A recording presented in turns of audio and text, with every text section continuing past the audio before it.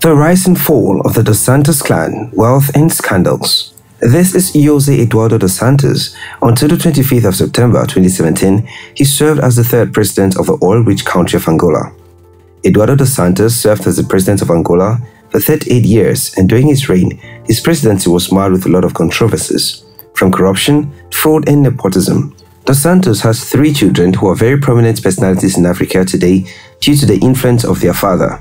His first child, Isabel dos Santos, was the richest woman in Africa for almost a decade until she was surpassed by Nigerian businesswoman Folorunso Alakija, when all her assets were seized by the Angolan government for fraud. His second child, Jose Filomeno de Souza dos Santos, was the chairman of Fundo Soberano de Angola, which was the Angolan Wealth Fund until it was dismissed when the current president, João Manuel Lourenço, took over from his father.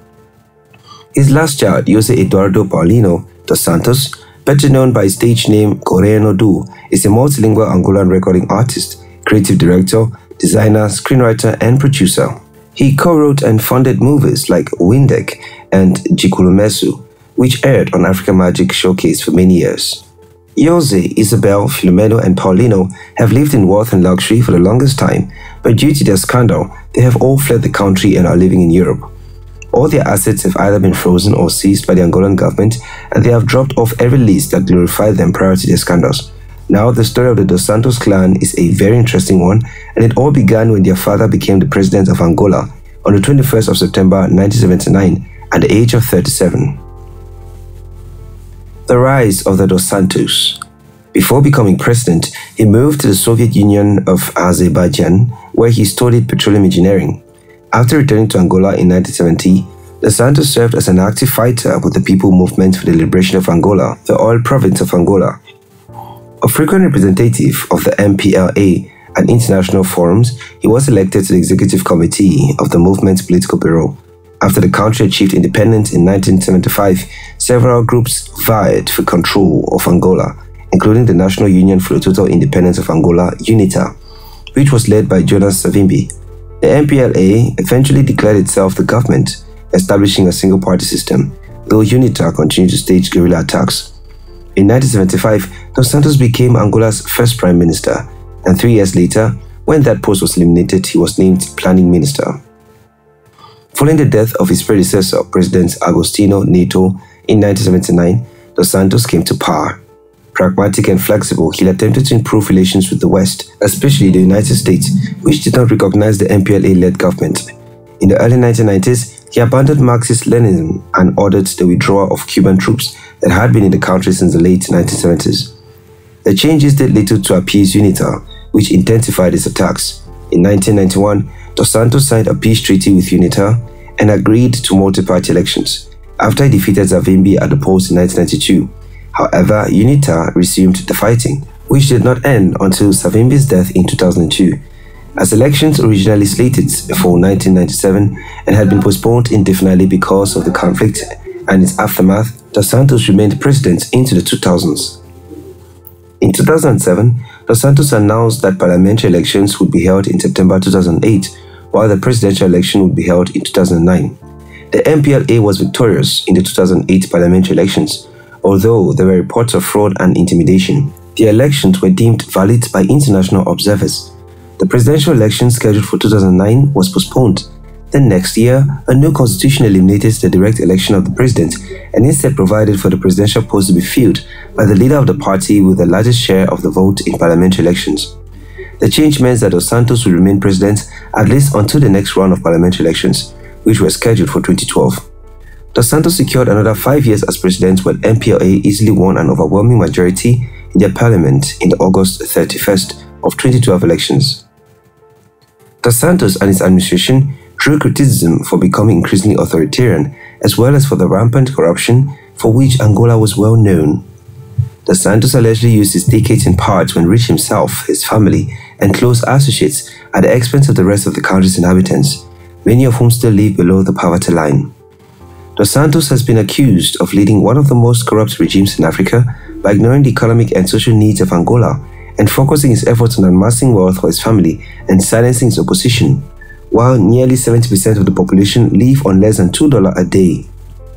Dos Santos became wealthy when he first took power, but only began amassing his incredibly large assets during and after the Angolan civil wars.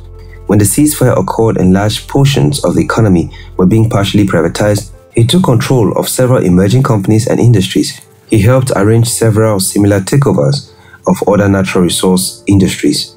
Eventually, the Angolan parliament made it illegal for the president to have financial holdings in companies and organizations. In response to this, Dos Santos supposedly began arranging for his daughter to receive the financial kickbacks and assets from these companies. Dos Santos then began using the government to take direct control of stakes in companies offered as kickbacks, which he indirectly controlled and reaped the benefits of, and managed to retain large corporate assets through proxies. Knowing that he was becoming very unpopular, he started involving his children in politics and business. Now his daughter Isabel started her career at the age of 25 with the help and connection of her father.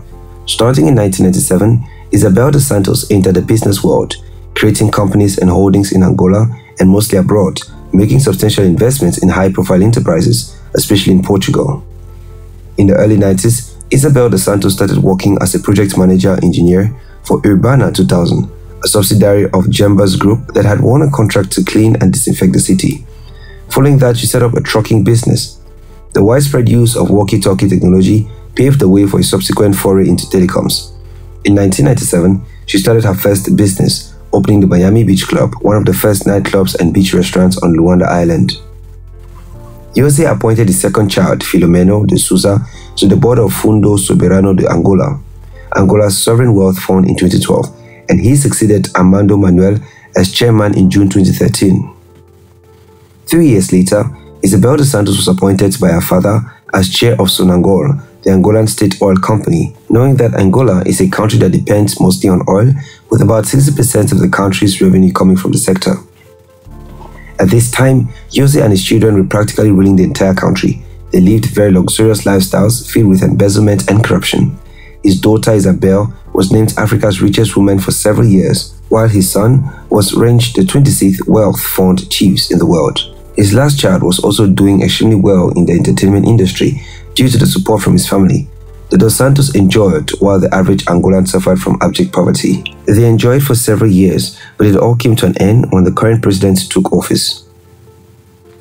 The fall of the Dos Santos clan. Let's begin with the father.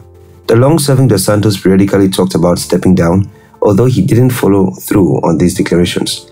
His 2016 announcement that he planned to retire from politics in 2018 seemed to hold more weight than previous announcements.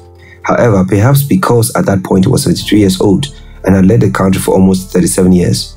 Many had long speculated as to who would succeed him, and names of potential successors included the Angolan Vice President Manuel Vicente and two of Dos Santos' children, Jose Filomeno and Isabel.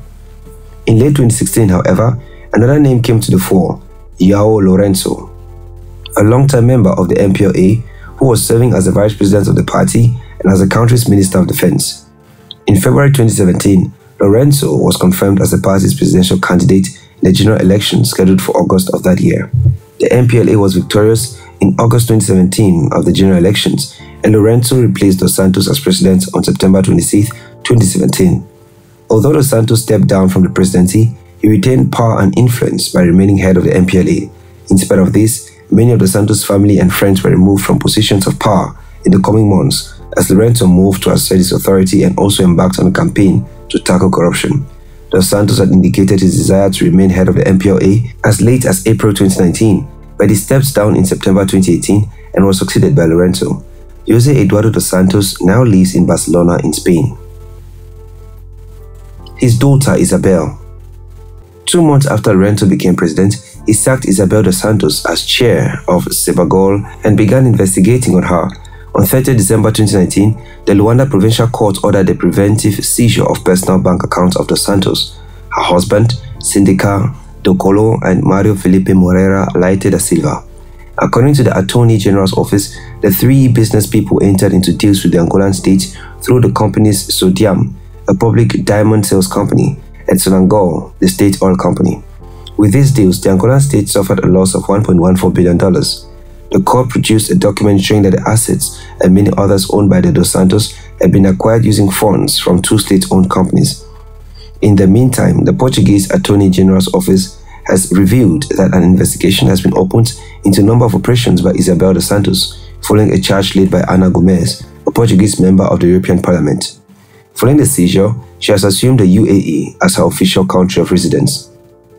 After freezing Dos Santos' assets in Angola and Portugal, Forbes removed her from the list of the richest people in Africa in 2021. His son, José Filomeno de Sousa dos Santos. Following the election of President João Lourenço, Dos Santos was dismissed from his position before the end of his term. Some criticized it as a move to remove powerful figures connected to the previous president. Following his dismissal, Filomeno dos Santos was arrested in connection with authorization of a transfer of $500 million to a British bank, which froze the funds, among the other charges of criminal organizations, illegal enrichment, money laundering and corruption. He was released in March 2019. The transfer is reportedly part of the negotiations for a $30 billion concessional lending facility for Angola, the money being returned to the country's central bank. The move to criminalize the loan negotiations with foreign leaders is seen as a means to undermine the political clout of the previous administration with the populace, while at the same time show up support of the new administration within the ruling party MPLA. The case has revealed the existence of a previously unheard of political tug-of-war in a country under political transition. He appeared on 9th December 2019 before the Supreme Court in Luanda, the capital, along with 3 co-defendants who are also accused of money laundering and embezzlement, one of which is former governor of the central bank, Walter Filipe da Silva. Angolan justice sentenced Dos Santos to 5 years in prison on 14th August 2020 for fraud, money laundering and trading in influence. To conclude, the Dos Santos clan ruled and lived in wealth and affluence, while Angolans suffered in misery. With the intervention of the international community and the current Angolan government, now their rule was brought to an end, and Angola, though still amongst the most corrupt countries in Africa, is heading towards equality thanks to its current president. Thanks for watching this video, dear explorers. If you liked it, please subscribe to the channel and turn on notifications for more uploads.